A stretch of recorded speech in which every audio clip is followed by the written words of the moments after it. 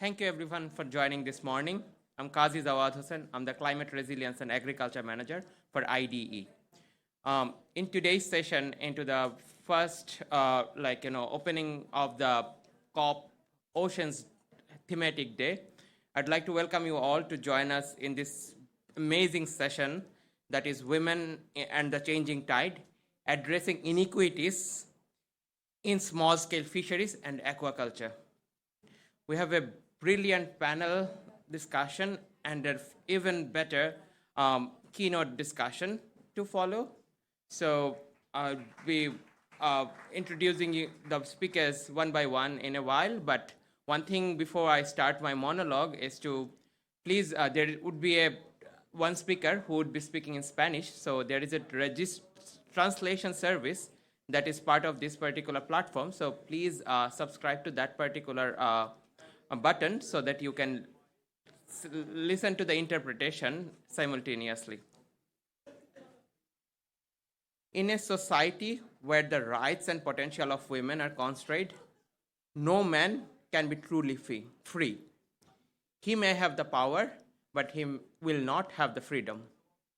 Former Irish President Mary Robinson spoke eloquently in UN about a few years ago about this particular statement. To understand the reason why we need gender equities in all sectors of society, and as much as in smallholder fisheries and aquaculture around the world. Like any other industries, this industry has very strong gender norms that define the role of the women, and there are systematic inequalities that does not allow women to flourish on their own terms. As such is that there are important progress happening, but there are still a lot of barrier.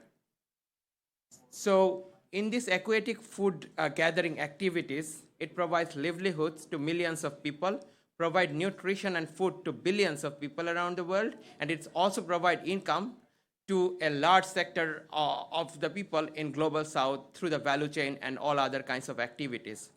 Small-scale fisheries are not just about livelihoods. It's also about the culture, it's also about identity of people, and it's also about giving a sense of place where they belong to the world.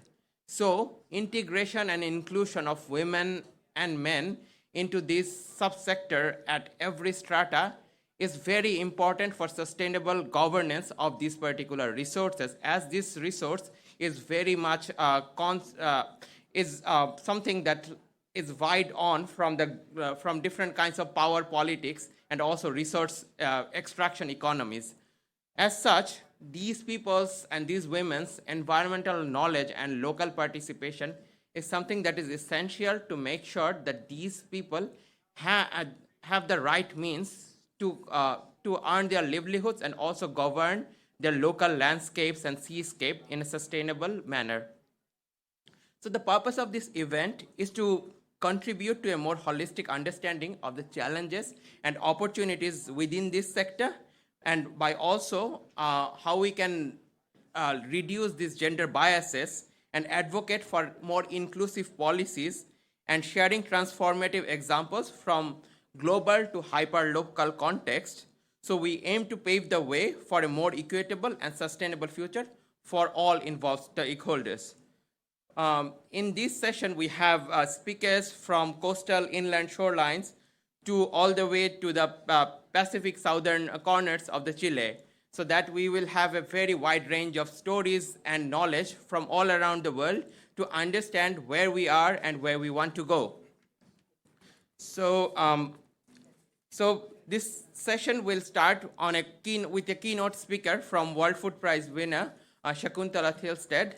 And after that, we will have a panel discussion where Suzanne Nigeri, Cory O'Hara, Pamela Mayoga, Ledama Masije, and Vatosoa would join us for the discussion. So as we are in such tandem time of this particular session kickoff, I would request Dr. Shakuntala Thilsted to join us to provide the keynote speaking for this session.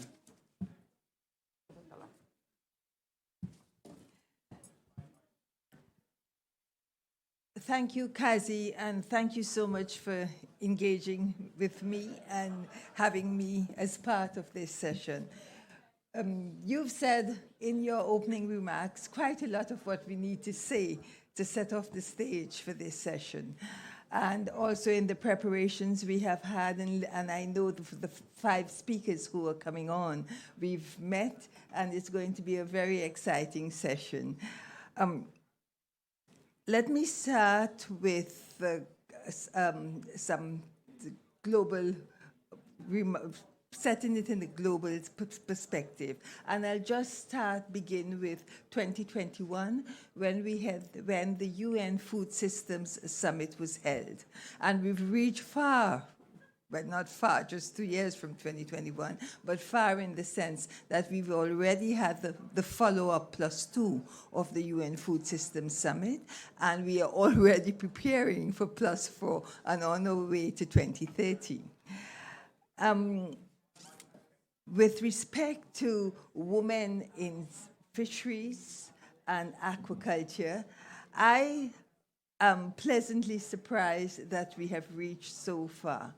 In the UN Food Systems Summit in 21, and now I'm talking at the global level, we were able to include aquatic foods and aquatic food systems within the agenda of transformation of food systems.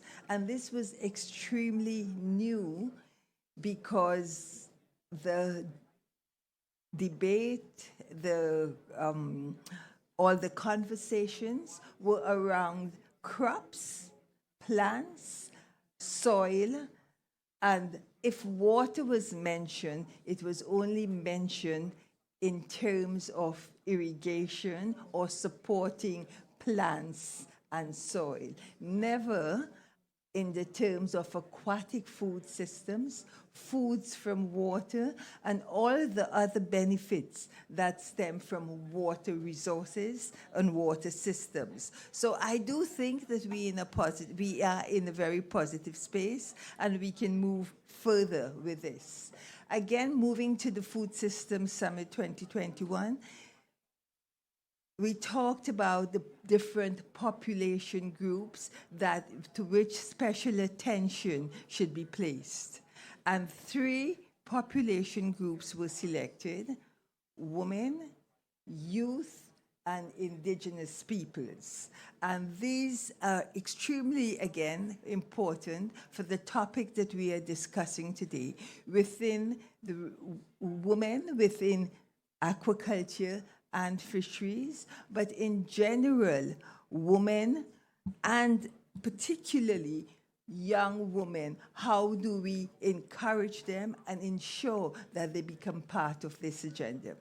And when we talk about indigenous peoples within this framing, that's extremely important, because we know that within indigenous peoples, women hold a lot of the traditional knowledge and traditional practices, which can be of great benefit to this sector. And we are not making, and I'll fast forward and say where we should be going moving forward is ensuring that we combine traditional knowledge and practices together with the new solutions and innovations, combine them together, make sure we speak the same language. How do you do that? With new data and technologies. We use data, we use smartphones. When you talk about traditional knowledge and practices, especially in the hands of women, it's in stories and in history. And how do you combine these 2 worlds to ensure that we're going forward, we make best use of all what we have, not just moving forward with innovations and technical solutions. In discussing women in this sector, it is extremely important that we use certain principles. And the first one I would begin with, before we move to equity and justice, is the rights of women.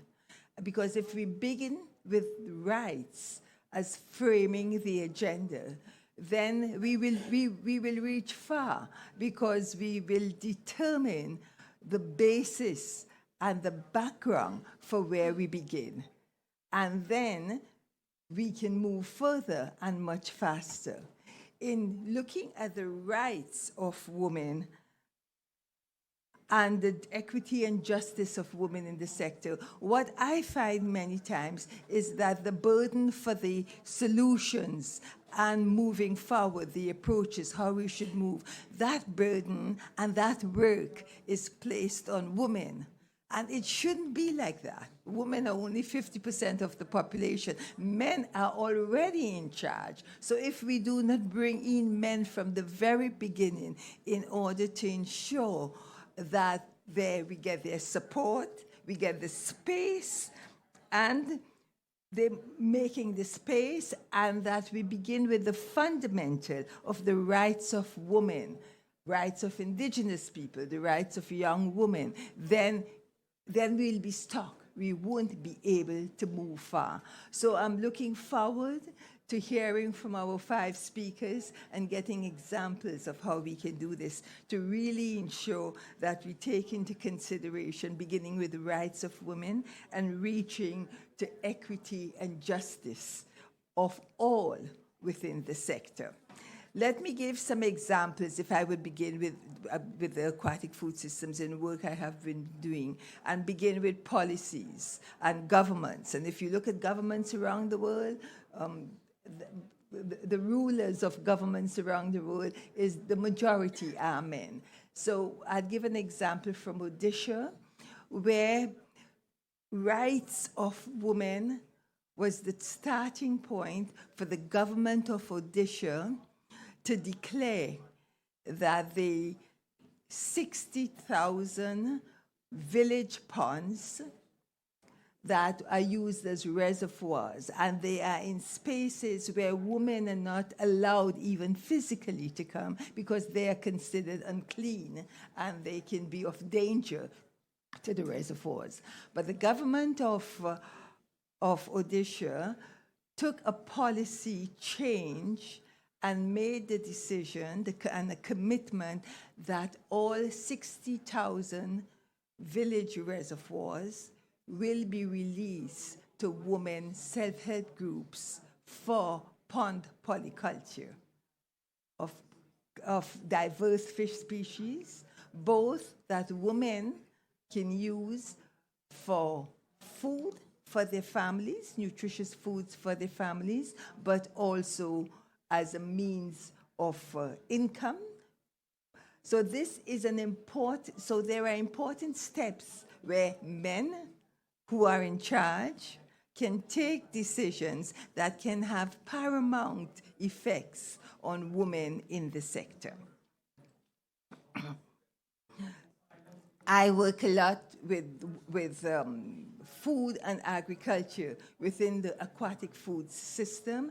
And let me give another example. This is both from Odisha and from Assam, again in India.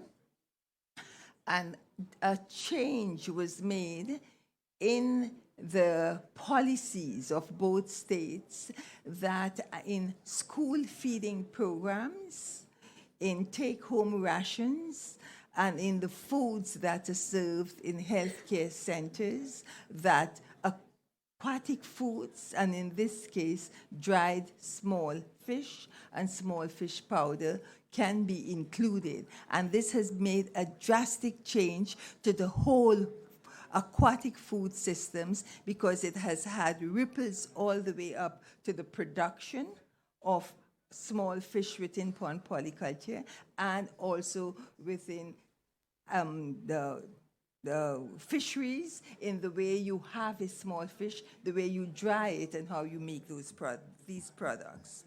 So I think I've done my part to set the stage for the 5 speakers that will give their examples and move forward.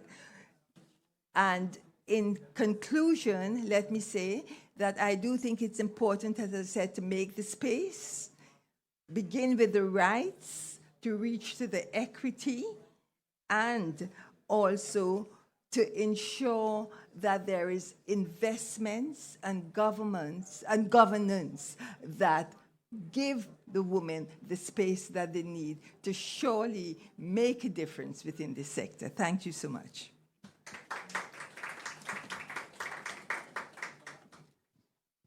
It's been an honor to have you among us to deliver this speech. Now that we have understood the context of today's session, I would move directly to our panel discussion. So in our panel, we have 5 panelists from all around the world who are doing incredible work for the aquatic food systems and fisheries sector from all around the world. As such, I will starting first by introducing Susan Njeri. Njeri is the president of Association of Women in Fisheries in Kenya. She is a fish farmer and a fish processor herself. She creates innovative products with a brand name called Samaki Shop. And in her network, there are more than 4,000 fish farmers working to improve their livelihoods. So on that note, Susan Njeri, I would like to ask you a question that please tell us about your story, how you overcame the gender barriers you face to earn livelihoods and grow your business in this value chain. Thank you very much. Glad and honored to be here. I got into fish farming as a joke. And the reason is I saw it somewhere in Asia, in Thailand. And when I came to ask a question, couldn't get anybody to give me information. And the first gentleman I met said, please bring your husband along. It's very technical. And that I decided no. And I went back to another, and he said, so where do you want to do this? And when I said where it is, he said, go buy 2 dairy cows, sell milk. Leave the fish to the waters. This is something you can't do. And I think that was my motivation. Because why would you tell me it's not doable? So the journey began, and it is that made me later understand that there really wasn't information. And number 2, women were nowhere to be found. So it made me go to the lake where culture does not allow a woman to get into a boat. But I did find one wonderful gentleman who said, do you believe in God? And I said, yes. And he said, well, we will die together. I will take a gamble to just let you get into the boat. So that was my first introduction. I come from a community that does not eat fish, traditionally. So you can imagine everybody in my family thought I'd lost it. But anyway, fast forward, I then did realize I wanted to get it done. And to get it done, the men I encountered kind of made life very difficult. To dig a pond and what I needed to do would take me 3 months. I did it in 3 weeks. Just mobilized enough men, and the power of women ensured I'd cooked for them, so they had a meal guaranteed, which was separate from my payment, but just loving them and making them feel part and parcel of my process and success. They were able to do it in 3 weeks. So I got interesting mentors who held my hand, and I think because I had the thirst to know and to make this happen. So then the community started turning up, and everybody would look at this woman who works in water. And so I'd end up doing nothing else but teaching from a fish pond what I'm trying to do. And I realized I needed to package myself. And so the hunger for the information. I am visual. I am not academic. So when people want to talk to you in academia language, then there's a disconnect. So I found a gap. I found a gap to invest into myself to get the knowledge. I found the gap to be able to disseminate the information. And then I also realized I needed to be formal and attach myself to somebody who would help me grow. So positioning myself by being part of a national network, by being part of an umbrella private sector alliance, opened more and more doors for me. I was able to connect with government. I was able to connect with private sector and found people, though not in fish, they were in food systems, they were in food processing, who were able to guide me along. And hence, even coming up with products is because I was trying to address a community that traditionally does not eat fish, over 70% of the Kenyan population, but to make fish, let me say, a sexy food. And so fish sausages, fish balls, fish soup, and just seeing how I could incorporate it also to children through their biscuits. And, so then gave it a totally different look and had the woman as the nurturer, as the person being, presenting it. And so that's how my journey has been. Thank you. Thank you for sharing such an amazing journey. I think there are so much inspiration in this story. And I'm sure there are millions of women like you who are breaking this gender barrier every day. And we need to give them the proper support they need. And on that tone, what kind of financial, technological, digital, and skill support women need to grow their business, in your opinion? Women are visual. Let's learn by doing it. Let's have the fish and learn from each other. So we need exchange programs. That is number one. Number two, women need food safety, hygiene, standardization skills. And we need to learn it at levels that we understand it, in a language that we understand. When academia is teaching us, we have a disconnect. So let's have it such that it's minced to a level that that woman at the very base of the pyramid can be able to understand it. Trust us, we are good with finances. Given the opportunity, let us have financial literacy. Let the financial institutions also come, wade into water with us to understand our process. When they say they cannot give you money because they cannot count the fish in your pond, then that already is a barrier for me. And because we are not good in record keeping, I think the digital tool that has come in as a mobile phone is one of the most amazing things. I'm analog, so I only specifically work with particular things, but I do see the opportunity that we have. Now, in funding, we want to scale up. Let's not keep reinventing the wheel. Let's not support come to the same old story, the same old way we do it. We need to change the narrative. We need equipment for processing. We need to have processing units where we have catch. We need to have finance to be able to buy bulk because it's a game of numbers. Just selling one tin, what's the profit margin? And that's my livelihood for the family. If we can be able to aggregate, if we can be able to have the resources, give us resources that are not restricted. I think that's the way I look at it. But again, invest in governance, leadership for we as women so that we can be able to mentor and grow others. Strengthen the existing networks and associations.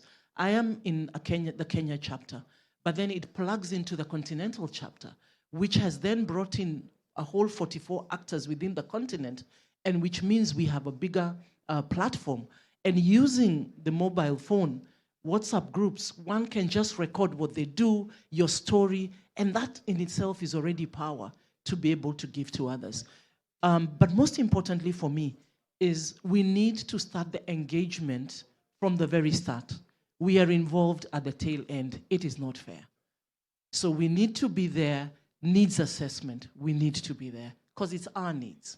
We need to be there when it's policy design. We need to be there at project design. We need to be there as implementers because then we own the process. But when that is not happening, what do we have? We have the donor dependency syndrome. And all we do is come, do your thing, and go away. But where is the sustainability? Where are you then uplifting and strengthening me to be able to move on? Where do I lift up the younger generation? I intern students from the university. And I don't intern them in just the conversation. They are hands-on. My current intern is currently following this up. I give her the opportunity, the exposure. So that's the way we bring everybody on board. Husbands, support. Our male counterparts, support for them to be able to see that together we can do it, and that way we are able to break the barriers, and also getting the opportunity for space like this to be able to talk to others, to be able to talk with others. So I keep saying, if it's not for us, then it cannot, if it's for us, then it's not without us. Thank you. Thank you, Susan Jerry. It's an amazing way, like an experience to have you speak among us and tell us about your experience and what kind of things women like you need to flourish their businesses around your country, but also these kinds of there are cross-sectionality around Africa and around the world. that how small businesses are breaking the food systems biases and also introducing innovative products to improve the nutrition into families across the world. Um, on that particular note, that now that we have understood what is the challenges and opportunities in aquaculture sector, we will move to understand the context for fisheries sector. And we have Dr. Cody O'Hara with us, who is the Chief of Party of Fit the Future Resilient Communities Activities in Mozambique. Dr. O'Hara is specialized on ethical sourcing and value creation. He holds a PhD from Tufts University, and his research has been onto intersection between agriculture markets, diets, and gender and social inclusion. Dr. Cody, please tell us about what governance incoherence exists in local, national, and international level that's suppressing the sustainable natural resource management in coastal fisheries. Thank you, Kazi. That's an excellent question and a very big one. I'll try not to take an hour or two to answer it. I'll start by saying thank you for having me here. Thank you for having me here on this incredible panel of real doers and change makers from your communities. I would say, looking at issues of governance within northern coastal Mozambique, the region of the country where I work is just the coastal districts, just the coastal areas, spanning about 730 kilometers of the coastline of northern Mozambique. These are districts that are largely without major infrastructure, without much access to electricity, water of any kind, much less clean water, roads. They are physically marginalized. The population there is socially marginalized. Most of the population doesn't speak Portuguese, which is the dominant language of the country. And so, as you could imagine, there are huge issues of representation within the fishing community, and fishing communities in particular. How that plays out, I would say there are enormous gaps between the vision for policy at the central level within Mozambique. The capital is almost 2,000 kilometers to the south of the part of the country where I work. So you can imagine that geographic distance is really represented also in terms of policy. And so a lot of what we're working on is really at the local level in terms of understanding at the grassroots level what the opportunities are for representation in fisheries. Thinking specifically about the fisheries and fishing resources, I would reflect on the fact that if you are in Maputo, if you are in the capital, anyone you talk to about fishing will tell you a story about fishing, overfishing, exploitation of the fishing that's happening in those communities. No one will talk to you about the fact that just offshore, there are large fishing ships coming in and trawling those waters, international companies that are doing the majority of the fishing of the large economically productive fish, like tuna, for example. No one really in Maputo is talking about the violation of international agreements that is allowing those boats to come inshore closer than they should be. Everyone will tell you about how particular fishing practices in those communities are damaging those fishing stocks. It's certainly true that some of the practices that are being practiced within those communities are harmful. Some of that is built on just desperation. Fishing is seen as a subsistence activity. It's not really seen as economically productive. It can be economically productive, but a lot of the fishing communities, especially in the more remote areas, are not really tied into market systems. And so the fish that are brought in are used for subsistence. Similarly, and because of this, what you'll find is that people are using mosquito bed nets, for example, to pull in anything they possibly can because they need to feed their family at the end of the day. You will also hear stories, for example, about how women have particular roles in those fisheries. Women are the ones inshore, and the men are the ones who go out on boats and do the deep sea fishing. And I really appreciated hearing from Suzanne your story about getting into that boat, because it's culturally very similar in northern Mozambique. Women are not allowed in the boats. In particular, women are considered bad luck if they're in a boat with men. And so just as another very positive example, and one that we really want to hold up to women in other communities, there in one particular community in Memba district, we found a group of extremely powerful women who are freedivers and spearfishers. And they weren't allowed in the boat with the men, so they got their own boat. And they go out into the sea and they do the spearfishing, and they're bringing in those economically productive fish. They're participating in those markets that are available in that community, and they are some of the strongest women you have ever met. And so we want to be able to hold up these women within other communities and be able to break down some of those boundaries and say, look, just because you may think that fishing is a man's job, that doesn't mean that this can't be an opportunity for you as well. Thank you, Corey. On the second note, I would like you to tell us more about what you think is needed to be done to bring more transformational action into the kind of geographies you are currently working with. Thanks, Kazi. I think I can speak most easily to the kind of work that we are doing and to the vision that we've set within those communities. So as I mentioned before, we are trying to work at the grassroots level. There are very important reasons for this. For example, again, thinking about governance, there are many different bodies that are working around something related to natural resources management, conservation, and resilience. They are not well coordinated. Very often they have access to resources that they don't even know about.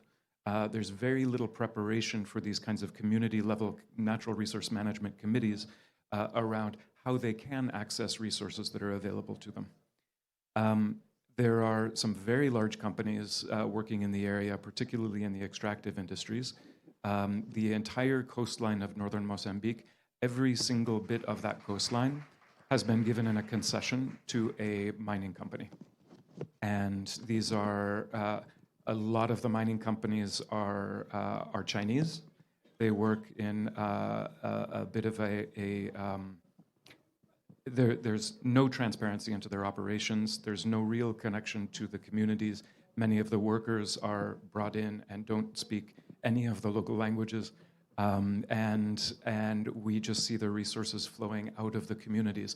Officially, those communities are allowed access to some of that income that's coming into the mining companies.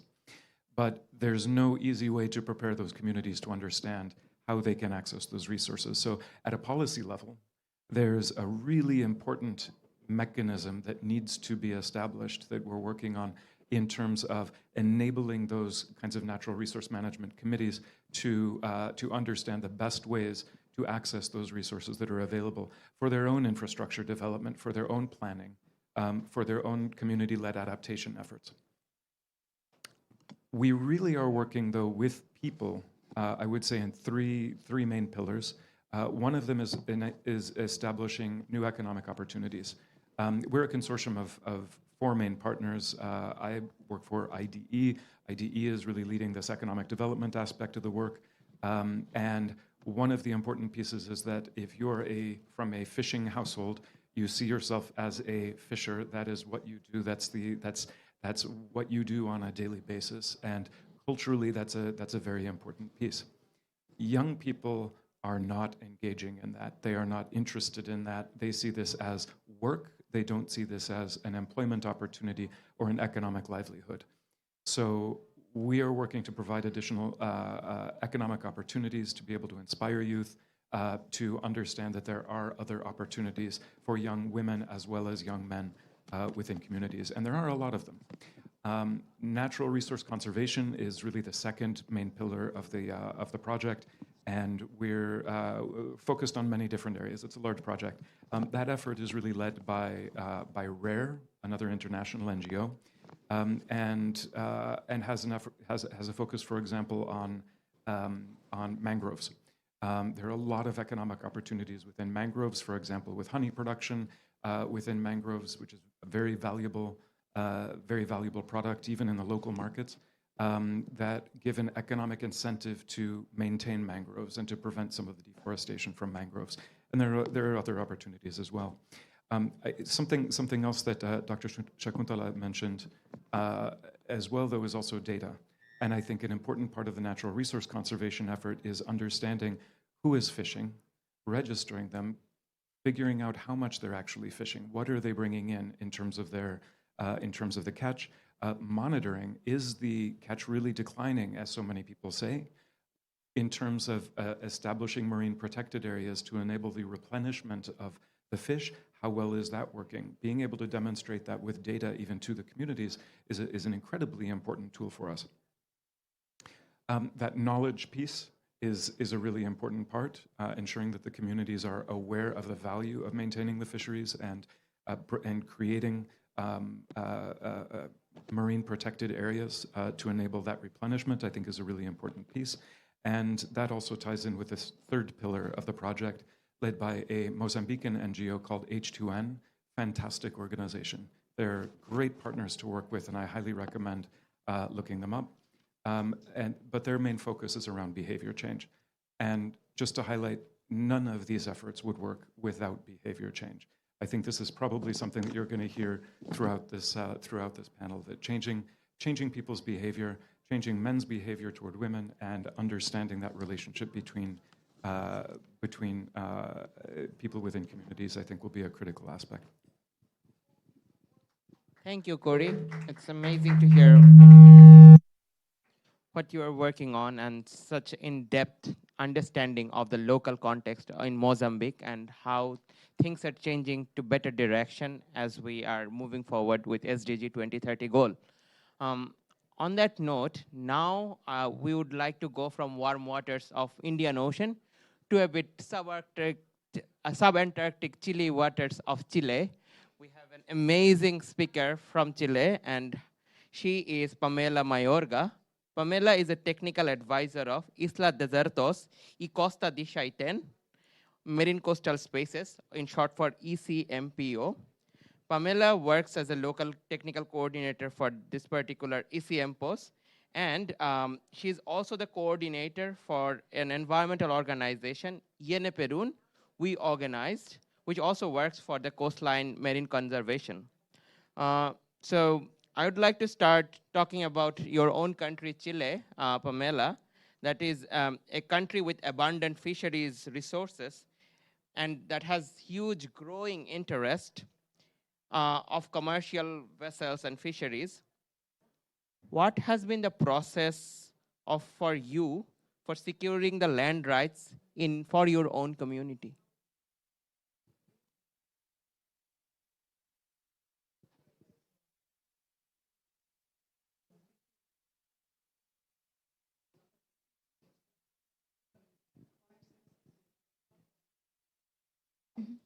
Hola a todos, bueno, soy Pamela, vengo de Chaitén, de la Patagonia chilena, y en Chile mi comunidad y varios sectores, varias zonas, solicitamos un espacio costero marino de pueblos originarios. Esta es una nueva figura en Chile que permite incorporar el componente humano en la conservación. Especialmente esta ley se generó porque existía una ley de pesca en Chile que no incorporaba a los pueblos originarios, y menos de género.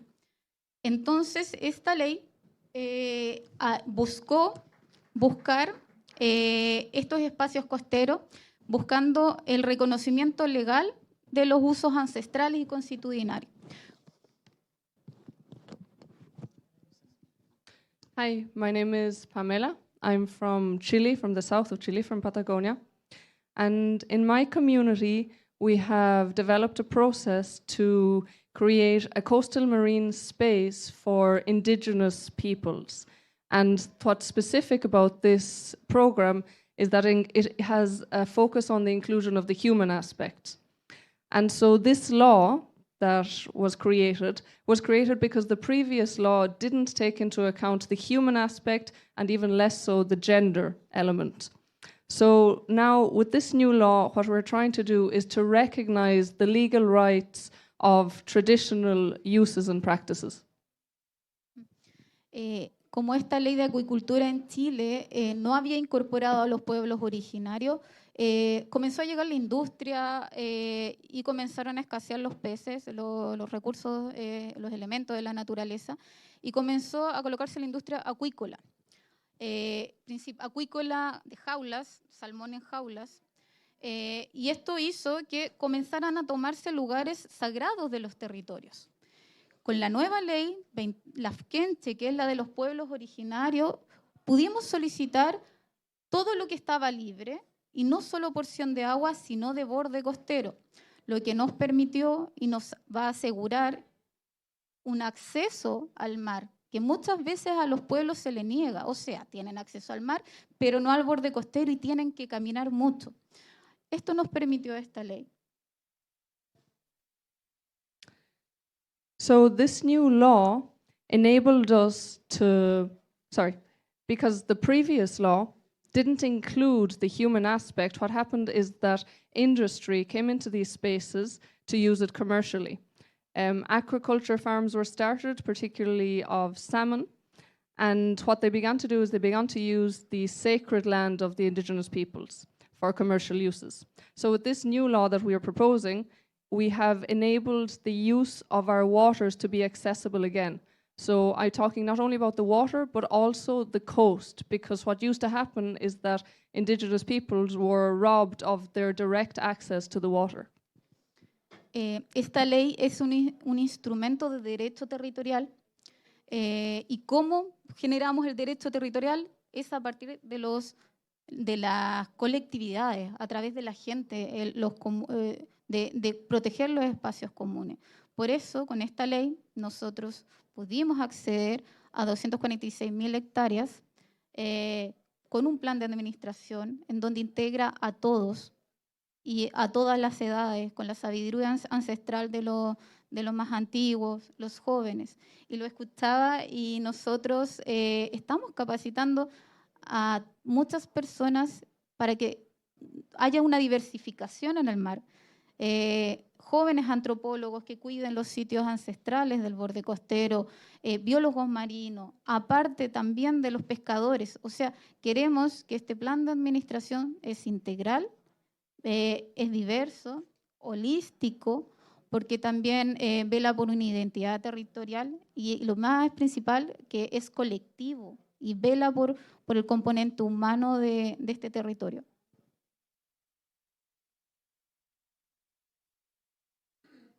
So this law is an instrument for land rights, and we're implementing it through collective action by protecting spaces. We have managed to obtain access to 246,000 hectares of space, of land and water. And these spaces are inclusive in terms of age, in terms of traditional knowledge. We're including youth. We're carrying out trainings for many different people. In order to diversify our context, we're training local anthropologists, marine biologists, fish workers, and what we most want is for this law to have a holistic, diverse approach that includes our cultural identity and mainly that works through collective action. Y para finalizar, esta ley es tan poderosa, pero el Estado de Chile no ha podido implementarla o no quiere implementarla, pero nosotros sí necesitamos que se garantice esta ley, estos derechos sociales, estos derechos territoriales, que vela por la dualidad de hombres y mujeres en un mismo territorio. Y principalmente ha sido a través de la burocracia, más que nada. Y es una ley tan democrática que integra a todos, pero la burocracia ha hecho que este proceso sea un poco lento. And to conclude, this law is extremely powerful. Nevertheless, our country, Chile, hasn't had the political will to execute it, to implement it. But what we want is for our rights to be guaranteed, for the duality of men and women to be protected. And unfortunately, this law, even though what we're proposing is extremely democratic, our country is very bureaucratic, and this bureaucracy is what has prevented it from being extended to the national territory.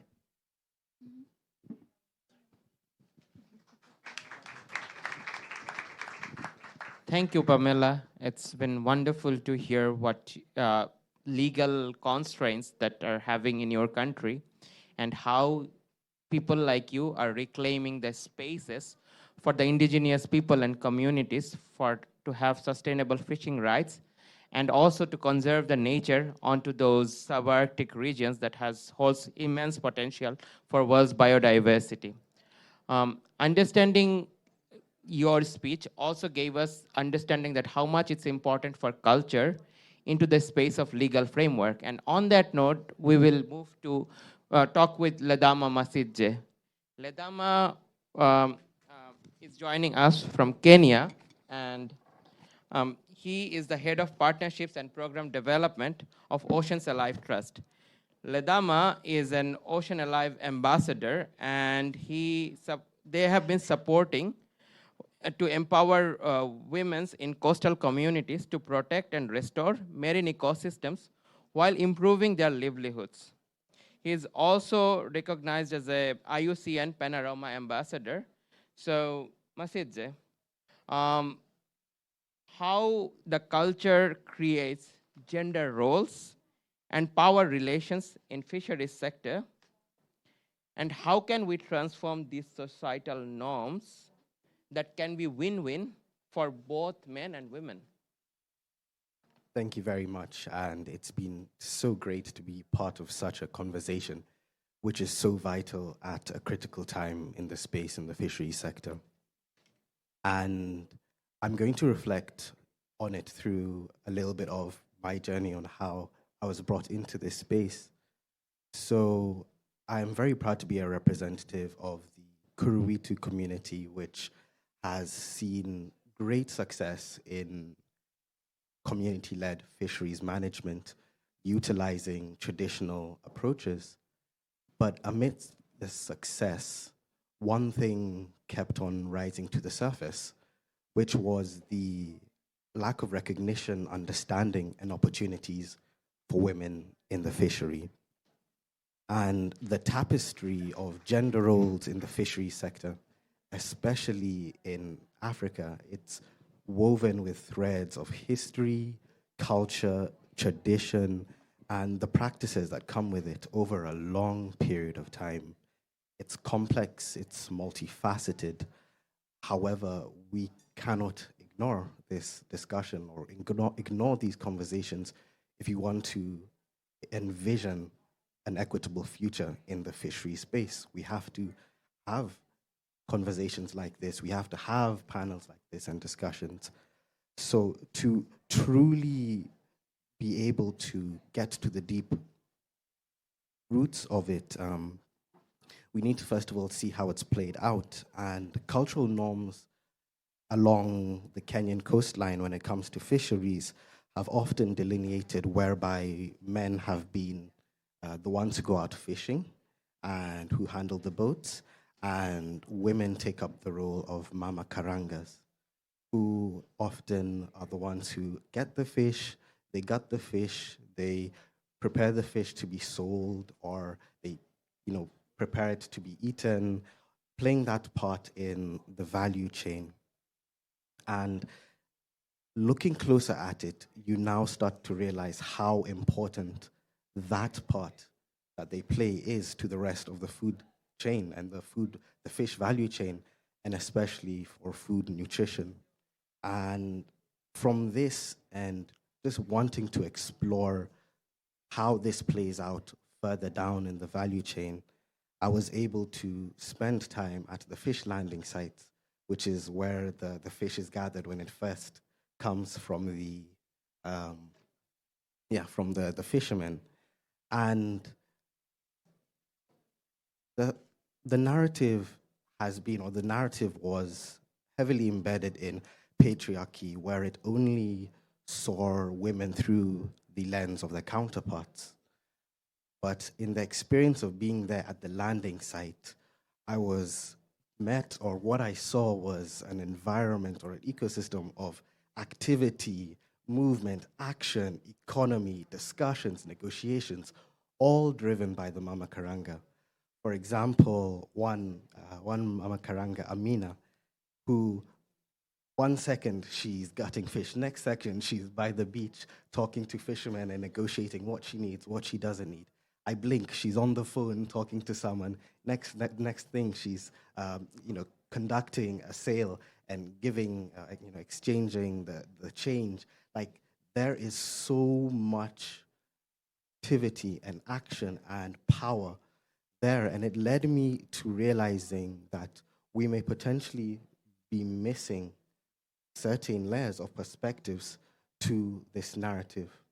And through opening up how we see this narrative, which has been woven through this long history and this long progression influenced by the tradition, there's so many other opportunities, and there is so much power in the role that they play in that sector. And if we're able to tap into that and bring it up and acknowledge it and recognize it, that is an entry point for fisheries transformation. After going even further into it, we realized how the women are involved in a lot of the financial negotiations that take place when it comes to investments, when it comes to food, how this market distribution. And from this is a very large part that they play. But to be able to recognize it and create the avenues for its growth and its recognition and its capacity building, it's very important. Just shortly, how can we assess this progress? What are you doing to assess this progress that is breaking as in the gender bias? So to assess this progress, you can only manage what you know. So first of all, you need to bring it to the front line. And this needs to be acknowledged in policy. This needs to be acknowledged in governance mechanisms, in decision-making committees as well, and in initiatives, all the way from the foundational stage of education in terms of capacity building in aquaculture initiatives, fisheries initiatives, and understanding the importance or the different roles at play in collaborative management of fisheries, and bringing them and really ensuring that space is there in the discussions that move it forward, but then also ensuring that there are these structures to support these committees and these groups that want to engage in certain initiatives around the fishery.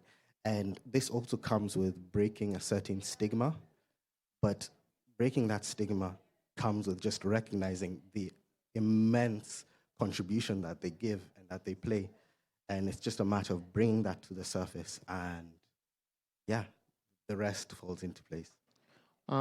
Thank you, Ledama, for concluding we think is the community-led approaches, and how those kinds of approaches are creating the space that is necessary for the changes. In this discussion, we have so far heard about the market-led development approaches, community-led development approaches, and also policy governance development spaces.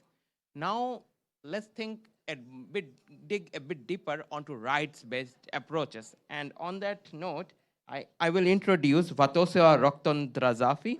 She's the Regional Coastal and Ocean Governance Manager of IUCN. Vatosua is a passionate advocate for small-scale fisheries and have an expertise in stakeholder management. She is the board chair of MIHARI, Madagascar's locally managed marine areas, or LMMA network.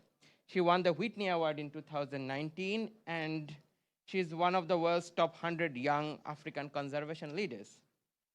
So, Vatosua, from a feminist lens, how do you describe that how can we open up the space for the discussion for a right-based approach? Yeah, thank you, Kazi. I think I'll start with my story first on how I was involved with small-scale fisheries. So I got recruited in 2015 to lead a network of small-scale fishers, which is called the MIHARI, as is mentioned. It is a network of small-scale fishers made of men. So I was not from the coast, I was from the capital, and it was really not easy to lead. It was like 500,000 population living from small-scale fisheries in Madagascar. I was really young at that time. I was not from the coast. I didn't belong to those small-scale fishers, but I got recruited to represent their voices and to defend their rights. So as a woman, it was not easy. I didn't speak their dialect, and it was difficult for them also to trust someone that they think don't know about their challenges and the needs of those communities.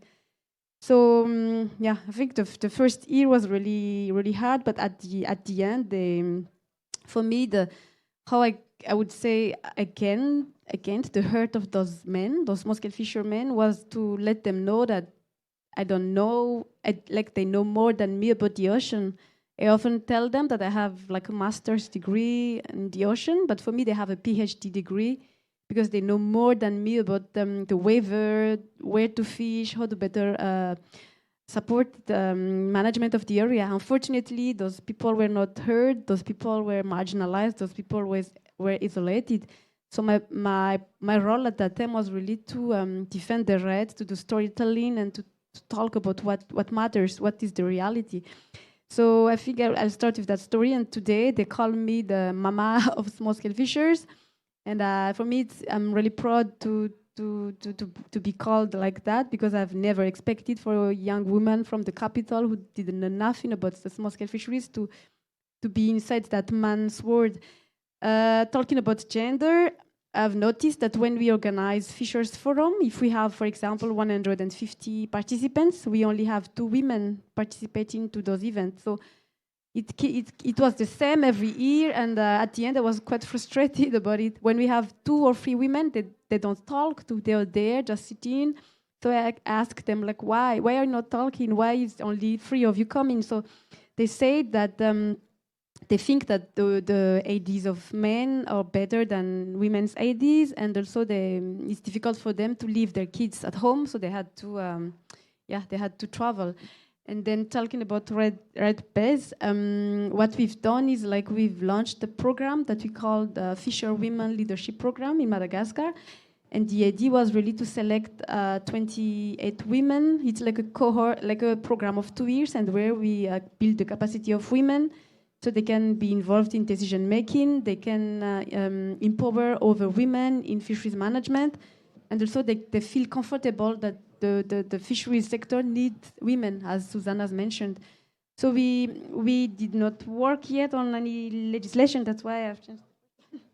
But we've launched that program, which is the Fisher Women Leadership Program. We are done with the first cohort, so we are now launching the 2 years program and selecting new women. And the idea is really the idea would be to achieve to have like a policy about gender on how we can better involve women. So, and in 30 seconds or less, can you please describe, like, how you have overcome these challenges? Yeah, this is what I've mentioned, like the launching that Fisher Women Leadership Program. I think in 30 seconds, because I'm the last one, the timing is short. But what I wanted to mention is, like, I'm now working with IUCN, and we are launching a new trust fund for indigenous people and local communities. So it's like the first ocean fund in Africa, and where we will mobilize funders and philanthropists to support local communities' well-being, and it will include also gender support. Yeah, thanks. Thank you, Vatosoa. So thank you everyone for joining this discussion. And if you have more questions, we can't really take it, but please send it to Resilience Hub, and we will surely come back to you. We are ending this session on a positive note that, like, languages are important for communication into opening up the space, and also behavior change is going to make sure that the law is become more participatory, and there are highest level of decision maker to the lowest level into the participation of women, opens up the space for better communication and better trust into the holistic development of the systems. So thank you everyone for joining. Go Mamas!